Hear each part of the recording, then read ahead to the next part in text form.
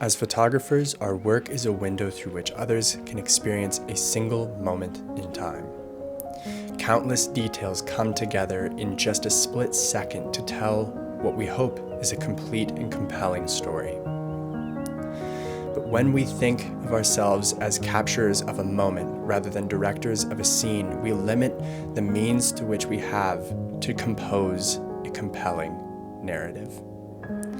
It's my belief that if we put on the director's hat and approach our photos from a new perspective, that of a director, we allow ourselves the opportunity to be more creative, to be more intentional, and to ultimately develop a narrative that captures our viewers' attention and more completely tells the story we're trying to tell.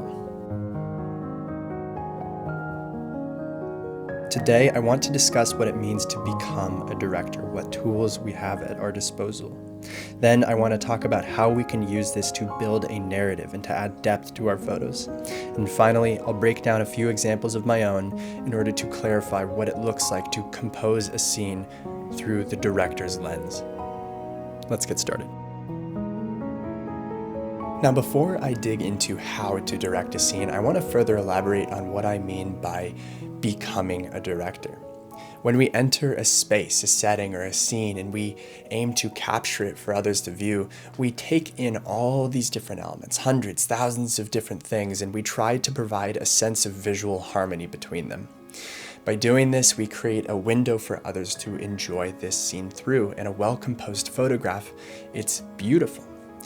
But beautiful in my eyes is not enough anymore.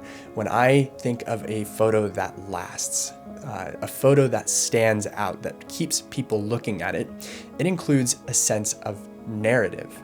And so when I say directing or becoming a director, what I mean is by highlighting specific elements in a scene, considering them intimately and in a cohesive format, trying to create a narrative in that scene. It goes beyond just trying to find the beautiful aspect of it, but it goes into taking that beautiful aspect and giving it a voice, so to speak. So when I say becoming a director or put on your director hat, I mean to look at the scene not just as something beautiful, but as something that wants to speak. Give it a story.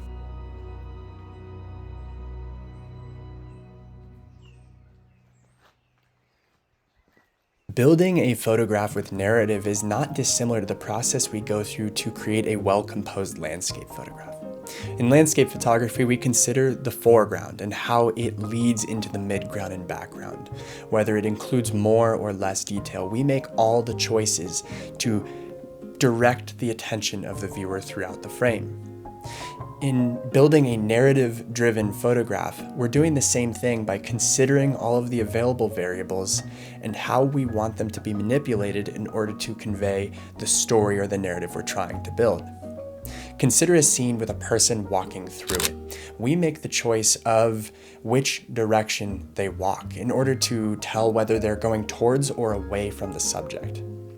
We can decide if the subject itself is the person or if there's another element, a mountain or a collection of items, whatever it may be, and whether that is illuminated, large or small. We make all of these choices to build a narrative.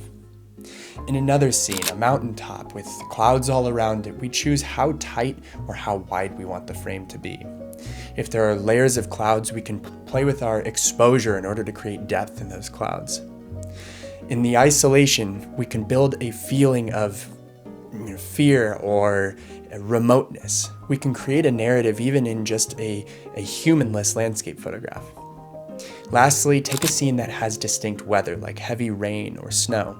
We can bring in elements that help to emphasize just how cataclysmic or mild the weather may be, because that weather itself is a narrative-driving property. And so we can emphasize, exaggerate, clarify exactly how involved that weather is in the story that we're ultimately trying to tell there. All of this goes towards creating narrative, telling story, and taking what may already be a beautiful landscape or a well-composed landscape photograph, but trying to bring in something that gives it a voice, that gives it a story that it is actually telling.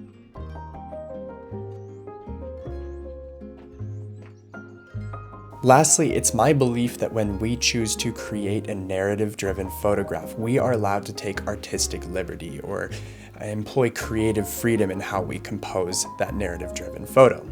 For instance, I introduce people into scenes in many of my landscape-focused photographs because I believe that people allow me to much more easily create narrative.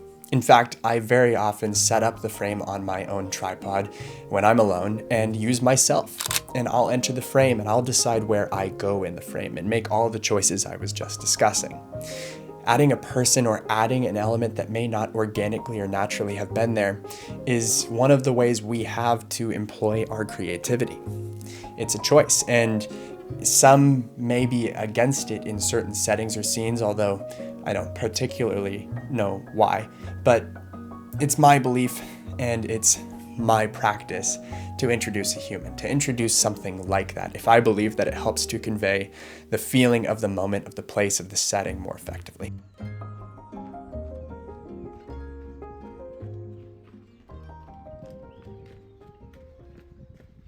There is a reason I'm digging into all of this, and it's that we are compared next to artificial perfection. With artificial intelligence, digital additives, composite photography at the fingertips of nearly everyone, the idea that we will create the most beautiful photos is unrealistic in my opinion.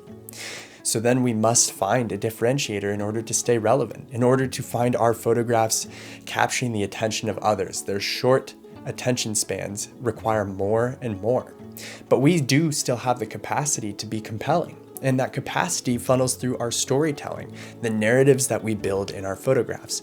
I am passionate about creating narratives and crafting and taking a directorial approach to my photographs because I know that I can still capture attention if I build story into my images. And I believe I can build story into my images better than any artificial process can. And I think you all can too. So when I talk about putting on a director's hat and get into all of this narrative building nonsense, I'm doing it because it's how we stay relevant. It's what I believe the true future of photography is. And in many regards, it's exactly what it's always been. But there is this knack, this tendency to try to create perfect beauty, especially in the age of social media, and that is not interesting anymore. Now, it's a part of a good photograph, but it does not make a good photograph.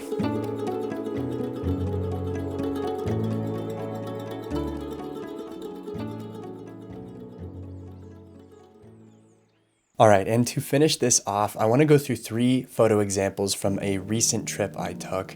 And these 3 examples come from the same place that all of the video footage used in this video came from. This is a place in the middle of the New Zealand South Island, and it is just a gorgeous spot. It's composed almost entirely of clay, and as you walk around, all the birds flying and landing on the various different terraces, they knock off these little clay bulbs, and it's kind of a hectic scene. Moreover, it's a bit of a challenging place to photograph for someone like me that's not particularly gifted with minimalism or texture-based photography. I like this narrative style that we've discussed today. It's where I feel the most expressive. And so I took that approach. And now to start with this first photograph, I took the idea of the cliff walls, and they felt like they were encroaching on the whole scene. And so I wanted to create a photograph that speaks to the sort of crampedness of this area. These walls are coming in from the left and the right, and the peaks in the background tower over the whole scene, creating this feeling of almost an amphitheater. But you do enter through a slot in the wall to get to this point, and so I wanted to create a feeling of having walked along this path and found myself at this point, and then gazing up, amazed at what I've found. This is the story. Then there's the bright light. This really was a dramatic scene. It was actually just past midday light, and so I decided to take this really bright light that was flooding in, and I decided to emphasize it, shooting a little bit darker, sacrificing texture in the walls to create this juxtaposition of these bright, wild peaks in the background and this cramped dark space that I've just walked from. This, to me, is narrative building, and it's why I like this photograph. This next example is not too different from the last example, but it is an example that does not include a human. And I wanted to include this to show that you can create narratives without having to include a human aspect. Here, my focus was just on what makes this place unique. It's the clay walls, it's the tightness that it takes to get in, and many of the elements I showed in the prior image. The darkness of the approach, but the brightness of the opening once you're there. So I decided to focus in and create a scene-based photograph that captures what I think are the most important elements of this place. I cropped it to a 2.39:1 ratio, which is literally cinema, so taking directorial approach to a new level. And I think it creates a very cinematic photograph, and one that I quite like because it helps me remember what makes this place unique. It tells the story of this place, in my opinion. Let me know if you agree, disagree, or what you like or don't like in the comments below. I'd love that. Let's have a conversation. Now, this last photograph, this came actually just before entering that space from the prior two photographs. Sitting outside of the cliff walls, more or less hidden in the bushes, you can look out at all the little clay cliffs that surround this area. And there's a couple paths that wander around this space, and the scene on its own felt beautiful, but I couldn't create anything compelling. It felt cluttered with the bushes, it felt slightly uninteresting without a clear subject, but it had all of these variables that spoke to what was happening. This warm, late day light, this jutting out of the hill, this cracking, it's almost a fragile but rocky place. And then there's the sky. It says something about possibly a storm coming in.